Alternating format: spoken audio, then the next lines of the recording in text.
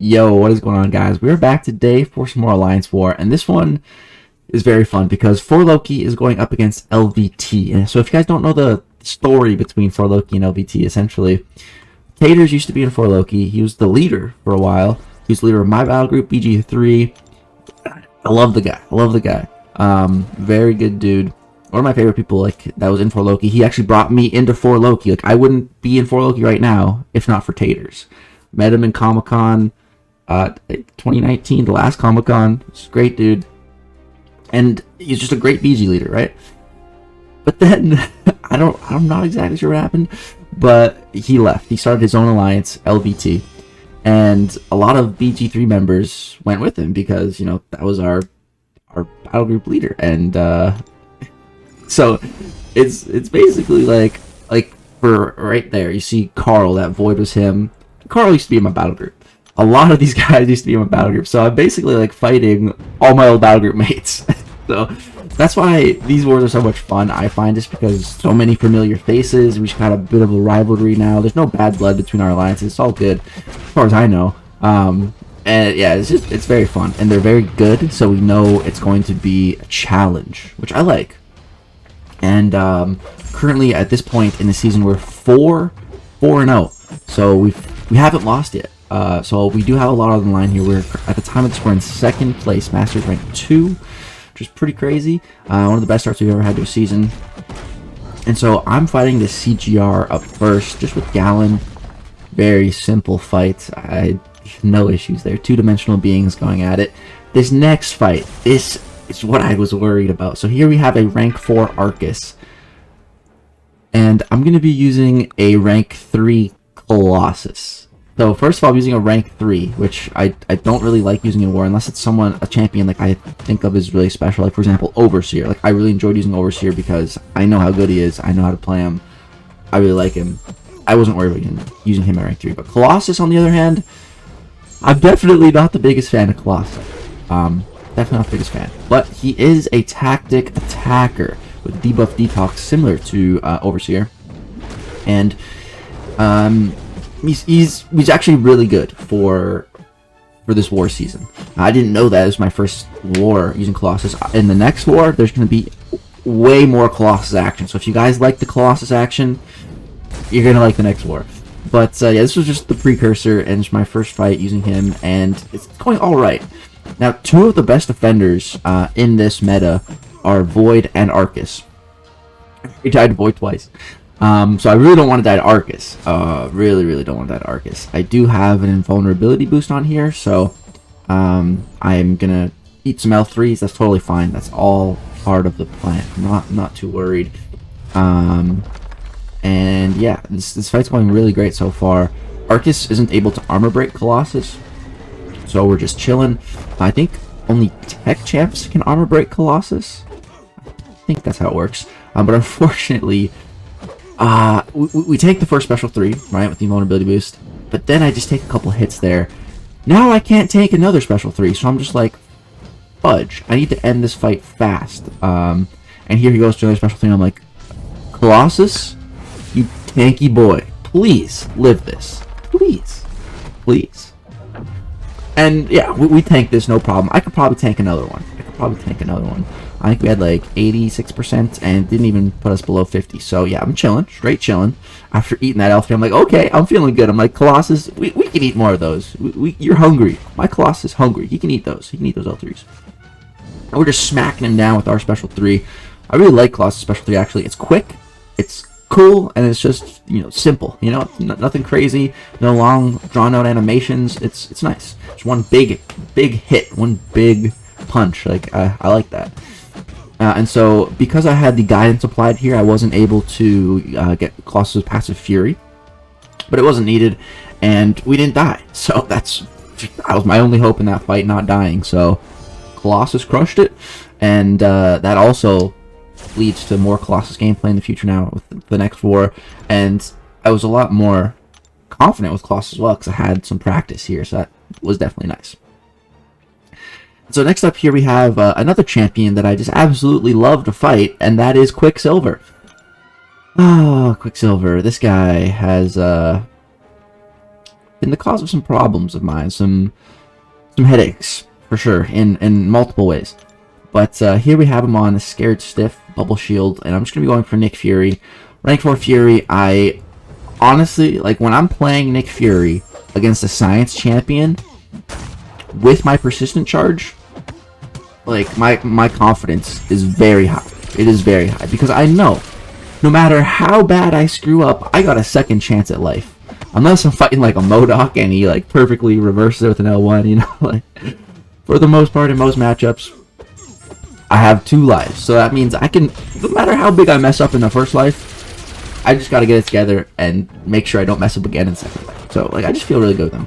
Here, honestly, I'm pretty sure I ate that special 2 on purpose, because he would break through my block with Bubble Shield anyway, so I was just like, whatever, you can just hit me, bro. I don't even care. I don't even care. Didn't even do that much damage. I'm not fussed about it. I'm not worried.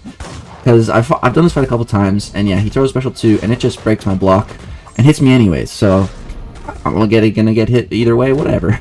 Honestly, whatever.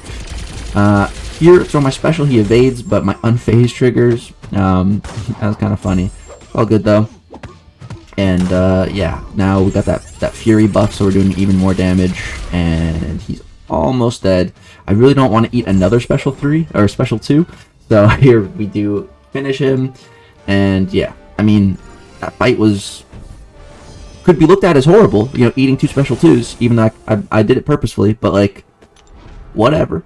You know, that didn't even take my first life off. You know, we're chilling. That's the thing about Quicksilver. He is annoying. He's very annoying. His combos are jarring. He can be hard to fight. But the risk really is not getting hit by him.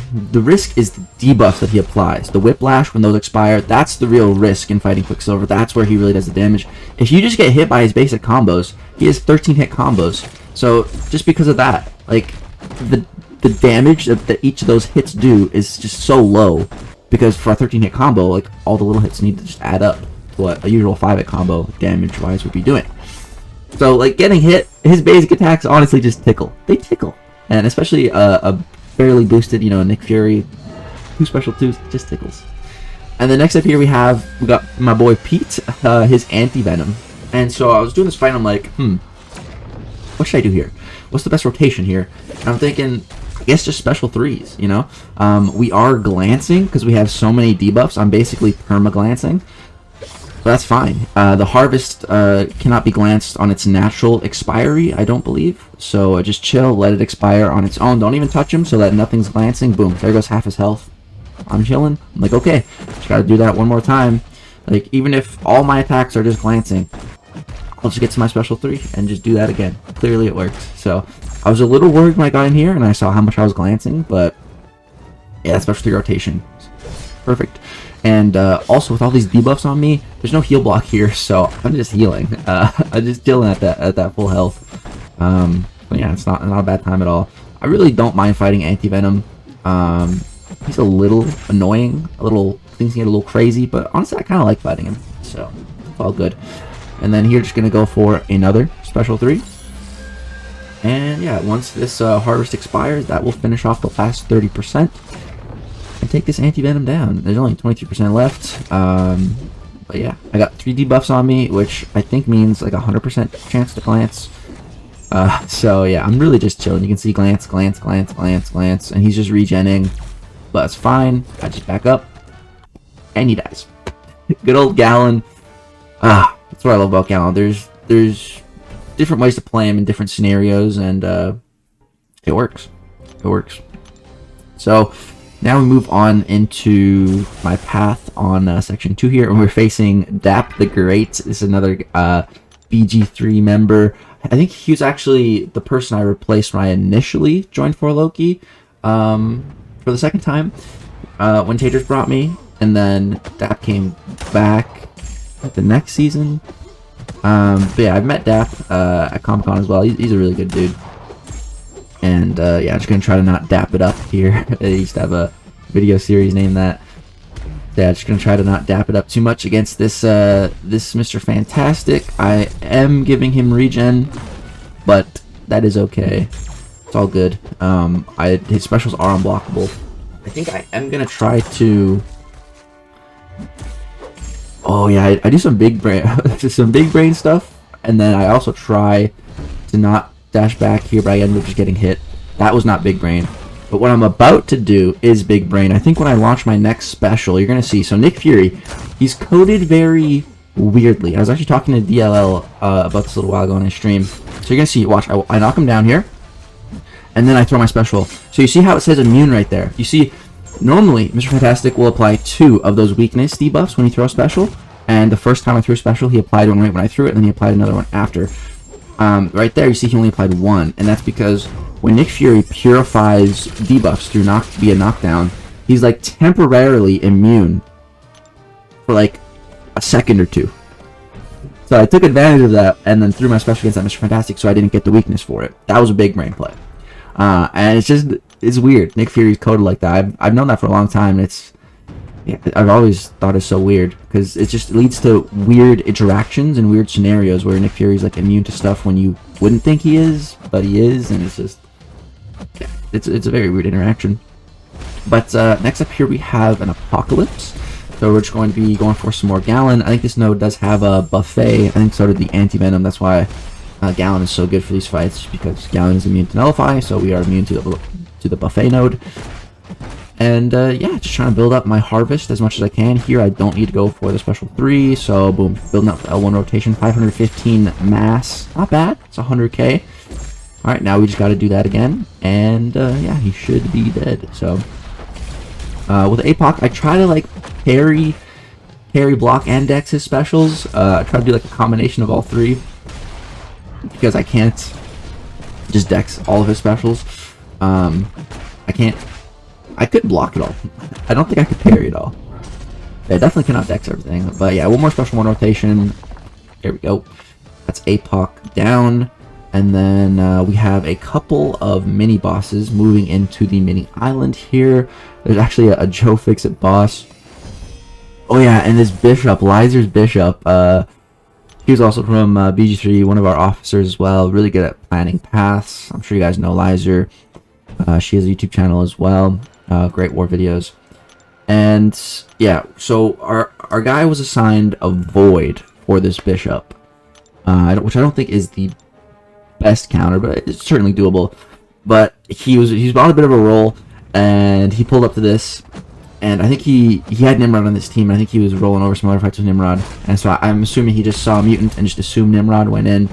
So that was 1 death. And then he went for Void, the 2nd death. And then... that was like an hour prior to me doing this. And we were kind of stuck with the person that was going to clear it with Kitty. And the problem was because when this Bishop died, he had 2 bars of power. So he starts with almost an L3. So it's just a little sketchy. So I just blocked it at the start. Build up 1 little harvest, and then that's enough to finish him because Gallon can bypass Safeguard, which is really awesome. And yeah, I do end up finishing off that Bishop. It's just a little bit unfortunate. And this war was really close, so I thought, that might have made us lose, but it evened out. This war was so close. Someone would go up, and then it would tie up, and the other team would go up, and then it would tie up the other team, and it just kept going like back and forth. Just such a close war, and it was fun too because after I finished these fights, I actually played some Fortnite with Lizer and Taters, so it was fun to just kind of hang up top with them, while we match each other in war. It was a good night. It was a really good night.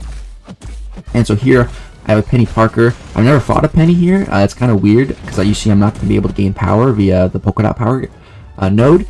But that's totally fine. I'm still able to max out my harvest. It's not going to be enough to kill though because this is a mini boss, rank 4 health pool, 200k. It's not enough.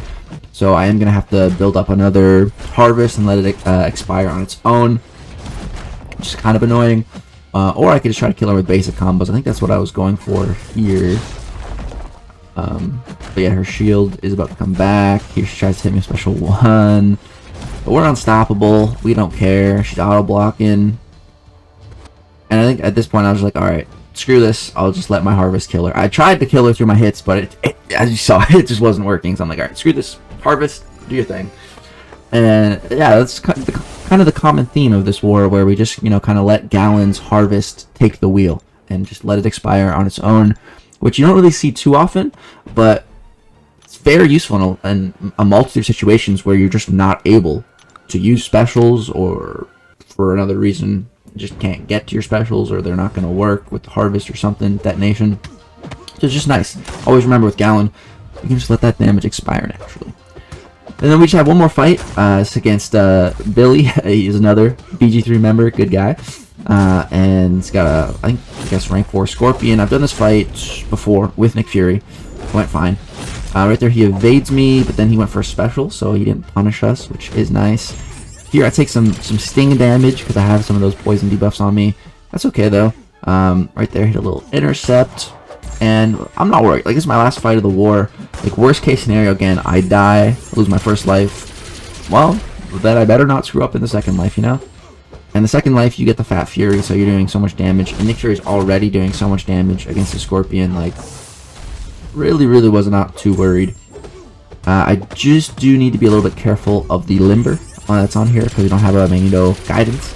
I don't really have too many parries, so you see I am playing a little bit more aggressive, looking for those intercepts, just because I don't really have the openings of parrying.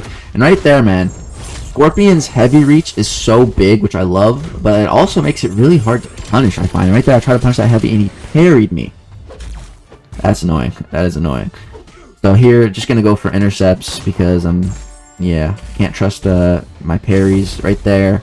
Counter that heavy in time at least, and that's going to be enough to take down this Scorpion. So after the two previous wars, the two prior wars to this one, I died in both of them to that void, which I showed you guys. Not very fun, but we bounced back this war in a war I needed to against LVT. Didn't die, cleared my path, even ran Colossus. So I was feeling so good, and the war was so close.